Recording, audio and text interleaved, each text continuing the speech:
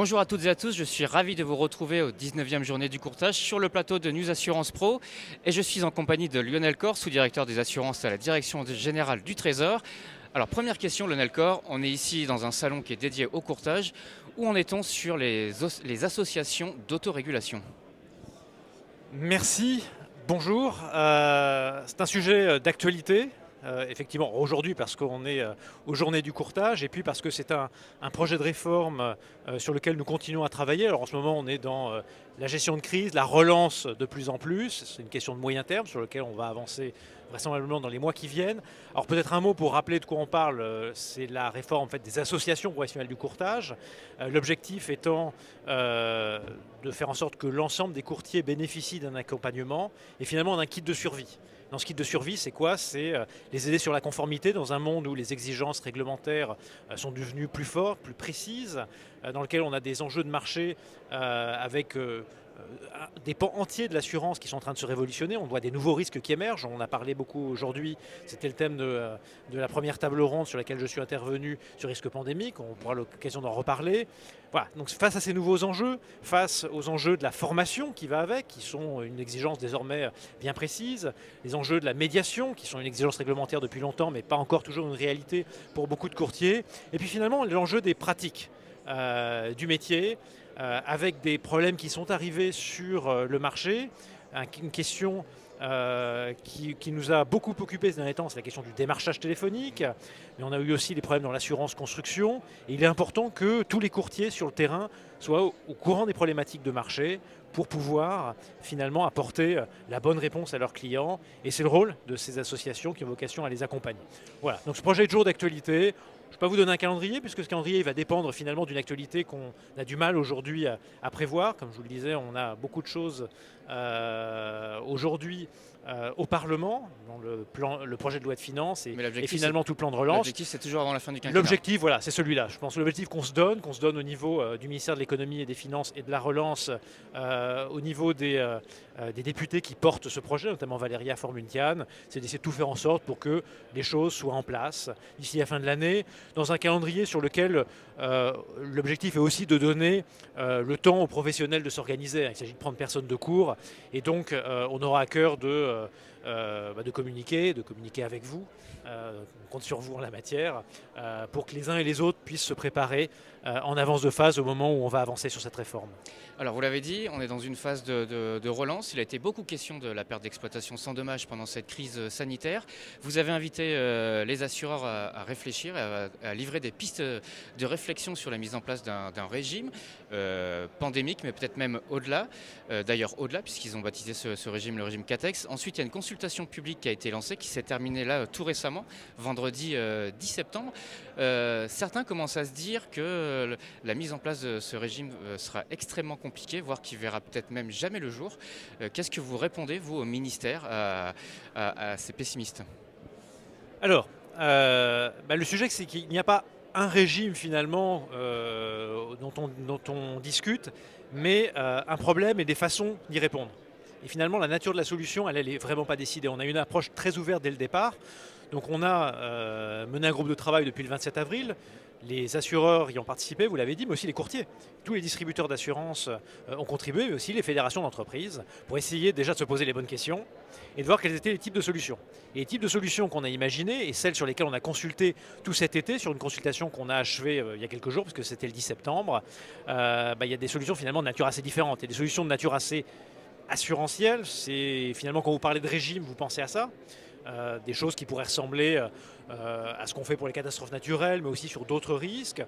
Mais après, il y a des solutions qui ne sont pas de nature assurantielle. Des solutions qui ressemblent à des fonds d'indemnisation ou des solutions qui ressemblent à de la gestion personnelle du risque, où on ne mutualise pas, mais on gère dans le temps, on met de l'argent de côté.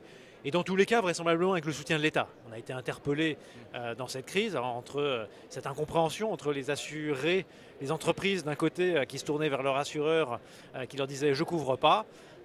Donc on a mis tout le monde autour de la table et en tout cas on réfléchit à des dispositifs, quels qu'ils soient, dans lesquels l'État serait vraisemblablement une partie prenante importante, mais pas la seule. C'est tout l'intérêt de bâtir une ou un ensemble de solutions qui permettent de mieux préparer la prochaine pandémie.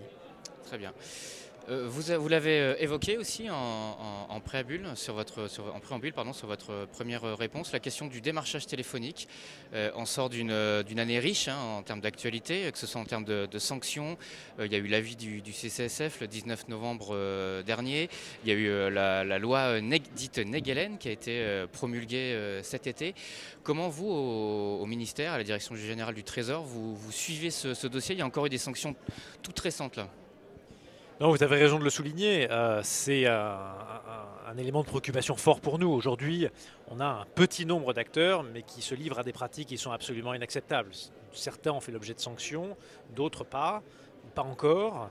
Il s'agit généralement de sociétés qui, via des plateformes à l'étranger, le plus souvent à l'étranger, placent des garanties auprès de publics souvent fragiles, souvent âgés, qui n'en ont pas besoin, et ce sont les enfants, ce sont les proches qui un jour s'en rendent compte.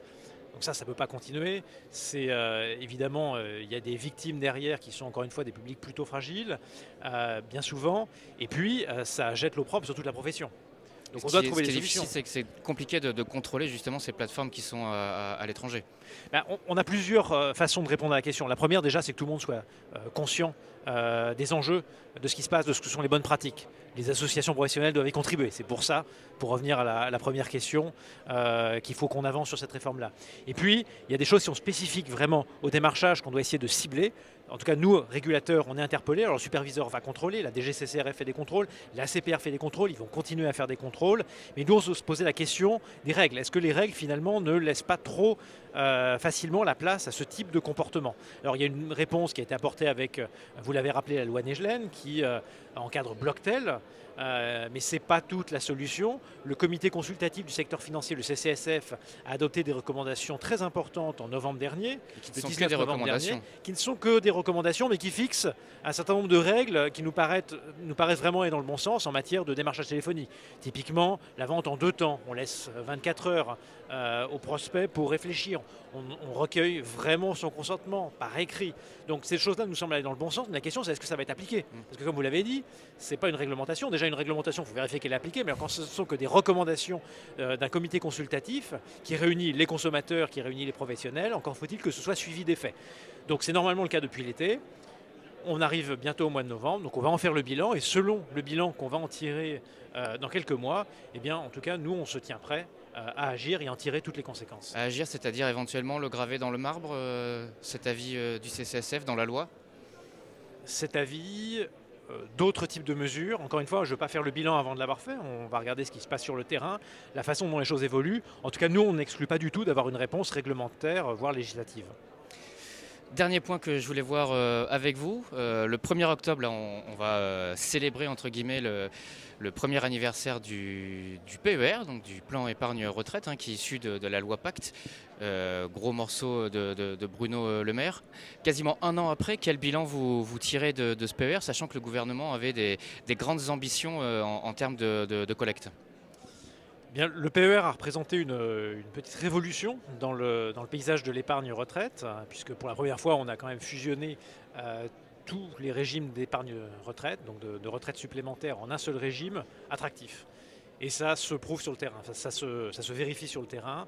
On a eu en 6 mois, donc jusqu'au mois de mars, donc juste avant le confinement, 8 milliards d'encours, 800 000 personnes couvertes et on partait de zéro. On a eu un vrai engouement des réseaux de distribution, des acteurs déjà, des assureurs, des gestionnaires d'actifs qui ont proposé assez vite des produits. Dès le mois d'octobre, au moment où on a lancé le PER, on avait déjà les premiers produits sur étagère et ça a continué dans les mois qui ont suivi. Les réseaux s'en sont emparés et les Français s'en sont emparés. Donc ça, c'était un vrai succès. Alors évidemment, dans ces derniers mois, compte tenu de la situation sanitaire, évidemment, ça a eu un impact sur les réseaux, ça a eu un impact sur les Français et évidemment sur leur comportement d'épargne. Pour autant, les professionnels nous disent déjà que la dynamique commerciale reprend à l'automne. Nous espérons que cela va se poursuivre. On aura à la fin du mois, finalement, ce sera l'anniversaire de ce lancement du PER et ce sera la fin des anciens produits, les PERP, les PERCO et autres articles 83, ils auront vécu. Et donc on va basculer désormais totalement dans cette nouvelle histoire. Et on espère que ça va continuer à se déployer. Un mot sur ce que ça représente plus généralement dans l'épargne. La loi Pacte, ce n'est pas seulement la révolution de l'épargne retraite, c'est plus généralement le début d'une révolution de l'épargne dans lequel on va aller beaucoup plus qu'avant dans des produits plus spécifiques en fonction des besoins des Français, parce qu'on vit dans un monde de taux bas et la crise n'y a rien changé. Les taux sont bas, ils sont très bas, voire négatifs, ils devraient le rester. Et donc le fonds euro de l'assurance vie qui apportait un rendement jugé satisfaisant par les épargnants tout en apportant sa sécurité, sa liquidité et son cadre fiscal, va certainement évoluer dans la place qu'il représente dans l'épargne des Français. Le plan d'épargne retraite est l'une des réponses pour un certain nombre de besoins. Il y en a d'autres, comme le nouvel euro-croissance, et finalement d'autres produits qui seront lancés par les assureurs dans les mois qui vont venir. Ça faisait effectivement partie des appels que vous aviez lancés aux assureurs sur la création de nouveaux produits d'épargne. Merci Lionel Corre, merci à toutes et à tous et on se retrouve très vite au cœur des journées du courtage.